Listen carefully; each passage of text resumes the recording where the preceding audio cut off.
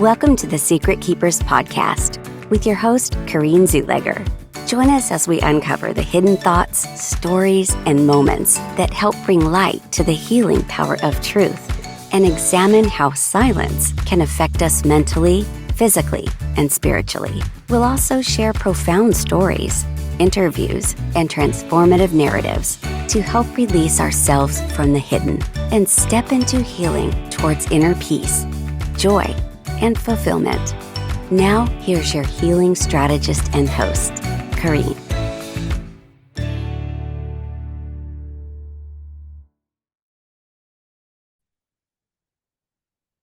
Welcome to the Secret Keepers Podcast. And today I have Evely, and Evely is going to tell you a little bit about herself and especially her last name. Hi, Corinne. Thank you for inviting me. My last name is Raudmets. It's a European name, so it's a bit pronounced differently. So what I do, shall I introduce myself? Yes. Okie dokie. So I'm a coach, a speaker, and my task is to guide tech leaders to self-mastery. Because as we know, change the world, it begins within yourself and mastering yourself. And I've chosen the field of tech in a way that would help humanity and the world, and those leaders have a big role to play in it. So that's my job, to guide them. I love that. I love that you're going to bring the human aspect into the technology field, because I think it's really important. So Evely, I mean, I know you, but let's tell our audience just a little bit about, like, why would you be on the Secret Keepers? Why would somebody who works in the tech industry have something to talk about that pertain to secrets? Because I do believe all of us gather some secrets throughout our lives, and you can't really tell what's inside a person from the outside, right? And what they've gone through. Yeah. So I do have my fair share of secrets, and I would be happy to share them and shed some light on them in the hopes that my story and the challenges I've gone through might inspire or help or guide someone to take brave steps towards their own future that's waiting for them. Yeah, I love that. It's so important, right? Because once we hear something that somebody else says that might resonate within us, and we might go, the little light bulb goes on, and it's like, oh, you know what? Like, that's me. And if she can do it, I can do it. So just give us a little glimpse into maybe the kind of secrets that you kept or something that you've brought to light that needed healing. Mm-hmm. So, where I'm from, Estonia in Europe, uh, we were under Soviet occupation and the world, Second World War, everything that went down. So, a lot of trauma patterns, family lineage patterns. Hmm. A lot of women had to keep a lot of secrets. And ever since I was a small girl, being raised in the family of alcoholics, I got to witness quite a lot of things. And I was lucky. I mostly got to be the observer of everything that happened, but a silent observer. Mm. And me speaking here today, speaking is the weakest thing, or expressing myself is my weakness, actually. I usually go about like, I don't have anything to say. Why would I even speak? Okay. So it's been a challenge. First of all, whoever's listening, my childhood went like I was invisible, unheard, unseen. So why would I even have anything to say? Yeah. So someone listening to this, I think you do have something to say. But yeah, my dad was an alcoholic. He was the good kind, the fun kind. Okay. At least when I was around, I was the one who experienced that side of him. Now I've learned there was more, but somehow I was protected. And yet the other men my mom had after my dad were not the nice kind.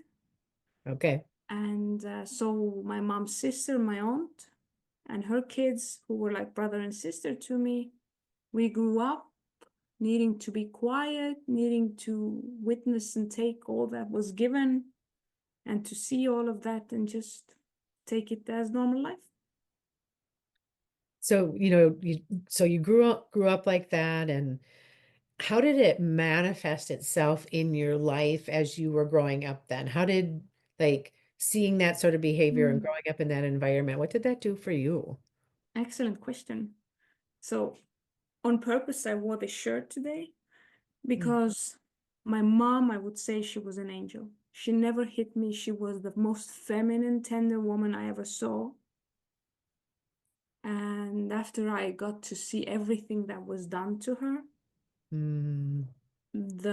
I made up in my mind that I need to grow up to be the best little boy I can be, Okay. because then they can't, or maybe they won't do to me what I saw them do to my mom. Okay. And being feminine and gentle seemed weak when everyone uses you, beats you, does whatever to you. So I Hmm. decided to become a mechanical engineer, to work with my mind, to always outsmart everyone, Sure. to never give them a reason, because with logic, you can't beat logic. Right. But I shut off my emotions and all that gentle side. Mm. So, Yeah, that's so relatable. I know you and I are, our stories, it resonates with me in the secrets that I kept too, right? I stayed quiet, I stayed small. It was the safest place to be, was to make yourself very invisible, mhm, because then you didn't get in the harm's way. And then also, yeah, I would always say I was never a good girl in air quotes, meaning that I was more rough and tumbly, run, jump, climb, mhm, be mhm, free, get outside. That was a way I escaped a lot of the things that we dealt with. mhm, So as you like look back on that and you evaluate it, um, you know, I can look at it and see the different ways that it affected you. mhm. How did keeping these secrets, how did it affect you, like overall, like physically, mentally, spiritually, emotionally? Of course, I have an autoimmune disease as well. Okay. I was diagnosed at 17. You suppress, and as we know from Bessel van der Kolk's work, the body keeps the score. Yeah. So you Hmm. start manifesting like chronic sinus infections, like emotions showing up in the body because you don't really, like, you suppress everything. You're Yeah. silent, your throat is sore because you can't express. Hmm. Like there's infections going on in your head chronically, then you're thrown around in hospitals with medicine and stuff. And no one asks you. You don't need know how to self-regulate. There's nothing. It's Yeah. like everything is suppressed. And of course you start eating your emotions. The same Oh yeah. happened with me.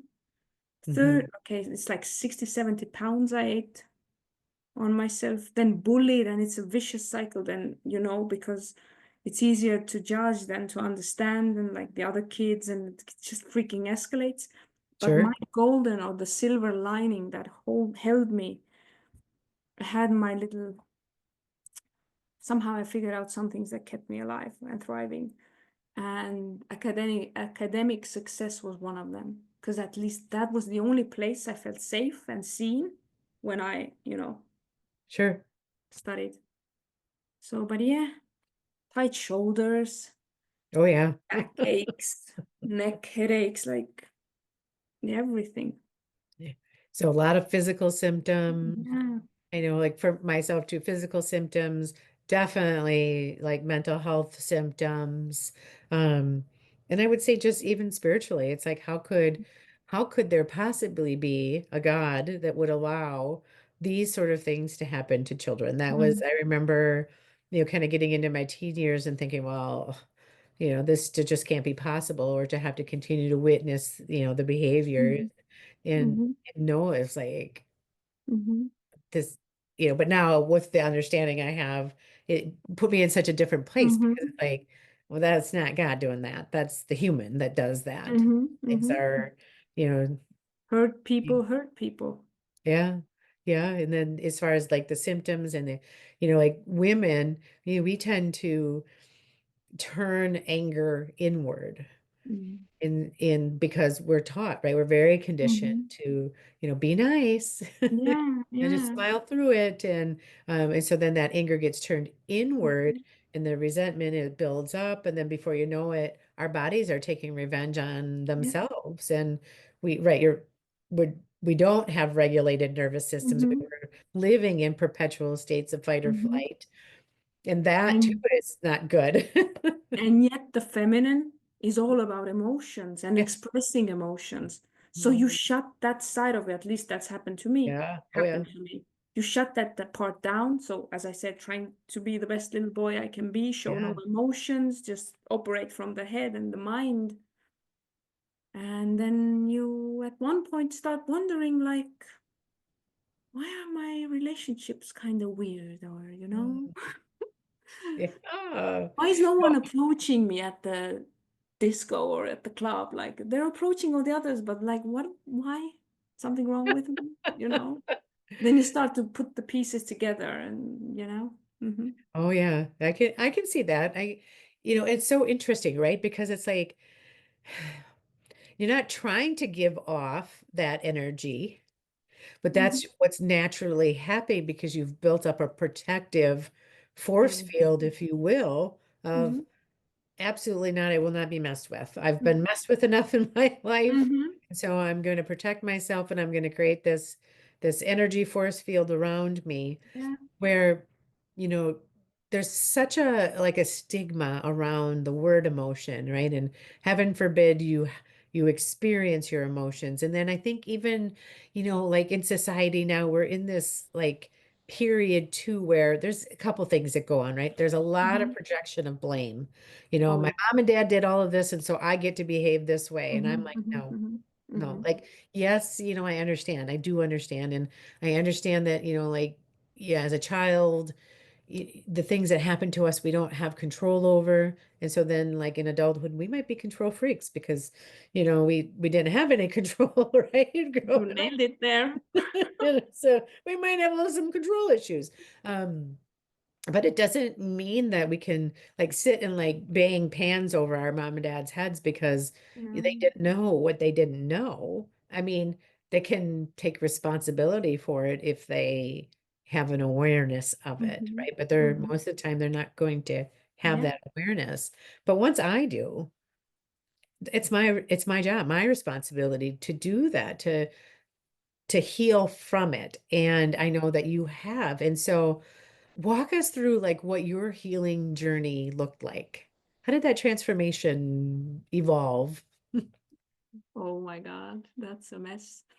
So first, like there are steps, right? But maybe like as we're talking here as well, like sharing a little awareness. The first thing is awareness.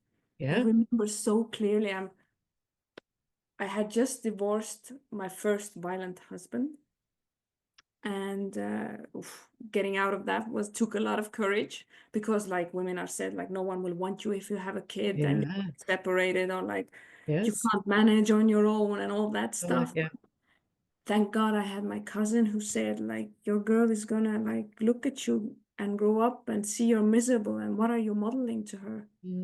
This gave me goosebumps. Yes. Yeah. I And I see was it. like, it's important for her to see me that I choose happiness. Then at one point when she's in a difficult position, she will choose herself. Yeah. Oh, yes. That's really So powerful. so after I'd done that, and of course I was in the next relationship then already. I was sitting on my couch. I must have been 25 or something by then.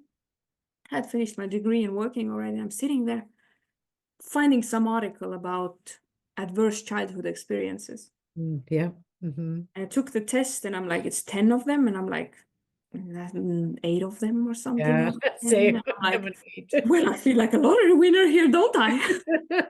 And I'm like, oh, so you're telling me everything that happened wasn't quite okay, and this is why I'm experiencing Sure. relationships Mhm. and stuff like that. Oh, yeah.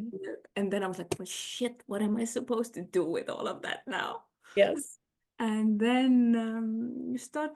Google was there then by then, and I Googled and researched, and at first it's theory, and you're like, of course you go into like, They did what? Yeah. How could they? Why? Yeah. But like, yeah, you go into blame and you go into anger and you go to the angry eight, like the crazy eight of like victim, Yes. pissed, victim, Yes. pissed. And it's natural. And at one point, you have to kind of snap out of it and get to the next layer. And I think what really helped me was Tony Robbins. I don't know how I stumbled upon him, but his energy kind of pulls you out of that victimhood. Like, just the voice and stuff. Yeah. Oh, yeah. I'm Snap you done out with this. I'm gonna be the leader of my life, and I am the voice and stuff. So of it. Yeah. that helped, but it kind of built into more of my masculine side, and that control Mm. freak was really like already going on. So I still got to be that. I tell the men what they need to do when I control the situation. You Okay. don't tell me anything, and then the work succeeded, but the Mhm. relationship didn't really improve. So then life happened. I had had my two little boys after the daughter, and one of them was, I think, years are a bit messed up because it was a tough time in my life. I lost my grandma, then after that, my mom was dying, and then, well, my then boy's father, current husband, came to me and said that he's gonna leave Okay. and started blaming me of everything. Okay. I was like, you choose the music in the car and all that stuff that went on. And of course, I went into, oh shit, I've been too much. And I started apologizing. I fell on the ground. And I was like, that was the breaking point when I finally understood I cannot control it all. Right. Can't control it. Then I think the surrender happened. Mm. Then I somehow realized that the feminine isn't a weakness. Finally, I became gentle. And when I became gentle, I saw my relationship with my kids improve. And that like gave me strength Okay. that I can be gentle with the boys, and actually they listen to me more, because the masculine, you can't face it like a man with, you have to fight him. But when you become gentle, they listen what you say. And I saw my life improve, and I saw the weight fall off, and I saw my shoulders relax. And then it was scary because I still had the belief like I won't, like, okay, in the house I can be like this, but if I walk into the world like that, they will like beat me down because I'm gentle and soft and blah blah blah. Yeah. So I had to work a lot on my mindset. As we think, so we feel. So what are the thoughts? Write them out, and then just start building trust. Trust first for myself, Uh-huh. that there's this inner guidance, something higher in me that I can trust, that I kind of Sure. chose this life. Then to trust people again, because all my life was modeled to me that I cannot trust people, especially men, but not the women as well, because my mom and the women didn't say anything. They didn't stand up for us. So who could I trust? I could only trust myself. So I started trusting people. Of course, I got hurt. But I was like, no, keep my heart open. The beatings will come, but I will stick through it. And then I've never been religious because my faith has been in physics and, but now Sure. everything is like energy, God, everything. I call it all one. And then I started to feel like there's more, that I can trust life. I can trust the universe, something. And as the more I trusted, the better everything in my life started going. Like, we can call it manifestation, everything started unfolding more. And that's a long story short. Yeah, no, that's beautiful. I love it because it wasn't just one thing, right? It Hmm. wasn't like, oh, like I did this one thing and it changed my life. It's like, no, this has been happening over a course of many years, and it's Oh, been many different modalities that you've brought in. But 15 ultimately, years. Mm-hmm. ultimately you've landed in the space of where you understand that having a relationship with our creator, source, God, Mm-hmm. Mm-hmm. universe, whatever you call it, but having that relationship Yes. is ultimately is what you're where you're seeing kind of the big payout, if you will. Mm-hmm. Mm-hmm. Um, in seeing the big change. And I definitely can relate to that as well. And I think I have definitely have a real deep connection um, Mm-hmm. in my spirituality is very, very important to me. And that process in and of itself is it's so personal, right? Because so to tell somebody this is how you have to do and that everybody has to do it the same, and it's like, Mm-hmm. Mm-hmm.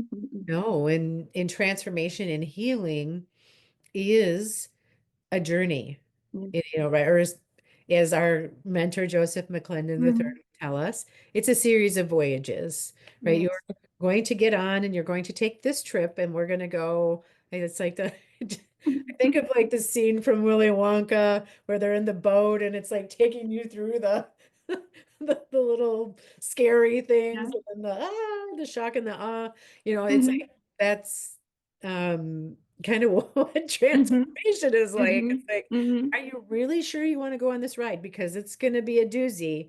Um, No. but the payout is great. So I just want to emphasize, I might have like made an impression that it was nice and dandy. No, it was a shit show at times, and I'm not even pardoning my French.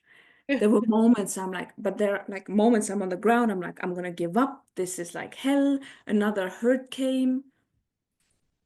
There were some things, maybe someone can use those, that helped me. First thing I decided when I heard Tony say, you can only fail if you quit. But if you Yeah, don't quit, that I decided, fuck it, I'm not gonna quit. I will yeah, never quit on myself, on like why I was born here and see where I can take this vessel, yeah. so to say. And then those sentences when you're on the ground and you feel like you've like made everything wrong again, you be kind to yourself. Like, Mm, I got this from you, and I use it till this day. So, Corinne, thank you. Like, I am the love of my life. I'm the one I've been looking for. mhm.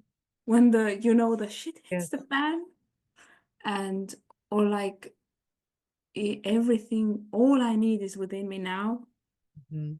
and just nothing is permanent. It's the praise, it's the little things when you're on the ground. It's rehearsing those little anchors that help you pull you out of those worst moments to keep you going. And just one thing, like I read books of the sentence I got from my cousin this week. Keep moving. Like Oh, Joseph yeah. said, when you're in the middle of the hell, don't stop, keep moving. Otherwise, you'll stop in the middle of hell. Like you can get out of it. And I love this. Only time I'm gonna look back is when I check out my ass in the mirror. That's good. I love that too. But it's true, right? Because Mm-hmm.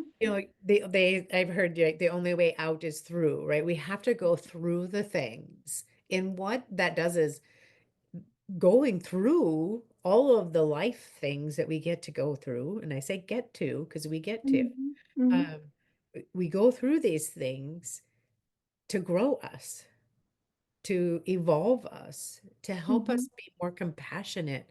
Because as I go through my things, I can look around and then be more compassionate to people and think, geez, like I just went through this. I don't know what that other person is going through. Mm-hmm. So empathy and compassion deepen. If I want people, like my goal is I want to love people unconditionally. And it's a lofty goal that I know, right? Because some people are a lot easier to love, but it's the people that aren't easy to love that teach me the greatest lessons. They Mm-hmm. don't just teach me lessons about them, but they teach me lessons about myself. So if my goal is to love unconditionally, what does that really look like, right? It looks like releasing the judgment of Yeah. others and really being compassionate and empathetic and saying, I don't know. I don't know a thing about their past. I don't know a thing about what's going on inside of them right now. And you started with that, right? It's like on the Mm-hmm. outside, we can look all put together, but we can be Mm-hmm. a hot mess in the inside. It's Yes. like, and a lot of us, we are. And I think it's a cycle because like, sometimes I'm really together and then sometimes I'm a hot mess still. Mm-hmm. And I guess I want that message too. I want people to understand that like this healing and the journey and the life, this is all part of life. the evolution of life, Yeah. is that we're not going to be perfect, wrapped in a nice little box with a bow on it, people. Like, we got stuff. We're humans. We're spiritual beings inside this human body, Mm-hmm. right? Living life, having these experiences, and with the intent of wanting to grow and evolve. Mm-hmm. That's why we came here. But it is a journey. And so thank you for sharing that. It can be messy, right? It can Oh, be messy. very. And please And don't, like, I don't at all want to leave an impression that it's pretty. It is not. no, no, and don't There's quit. a lot of great in it and Can't fun. love it, right? And don't quit. And with that, so, like, obviously this journey, you've learned so much. And you know what what would be a golden nugget of wisdom that you can share with the audience? Like, if you were to look at the whole big picture, what's like, well, the juicy big thing you would want everybody to know about this whole process? So, like I tell my clients, you wouldn't need me if this really hit home, if you actually acted upon this from the highest, healthiest place. Really come into the present moment and, as much as you can, care how you feel. And don't accept that you're not feeling well or good. Choose for a little better feeling any moment you can, because there's such wisdom in you. It is never the question of you don't know what to do. It's you're afraid, it's the emotions that get in the way. So the wisdom what to do is inside you. But if you choose for a little bit of a better feeling, the right steps can manifest and get out of you. Yeah, absolutely. That's beautiful, right? Because Mm. if if we really understand life, Mhm. the only thing that's real is love. Yeah.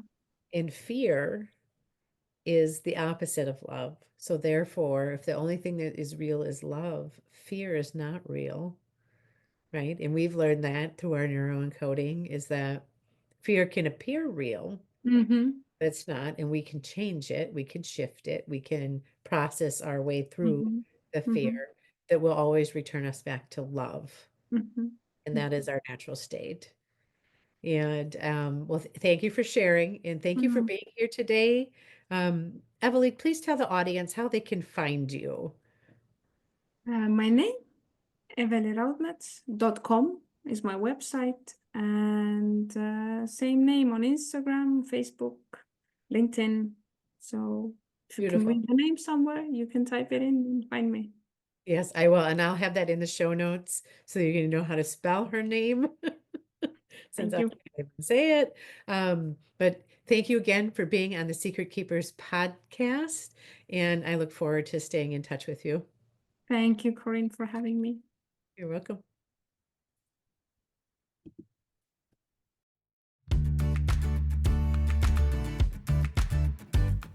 Thank you for joining the Secret Keepers Podcast. If you found this episode helpful, please give us a like and follow so we can invite you back. And if you just want more, visit CorineZuleger.com. Remember, you're not alone.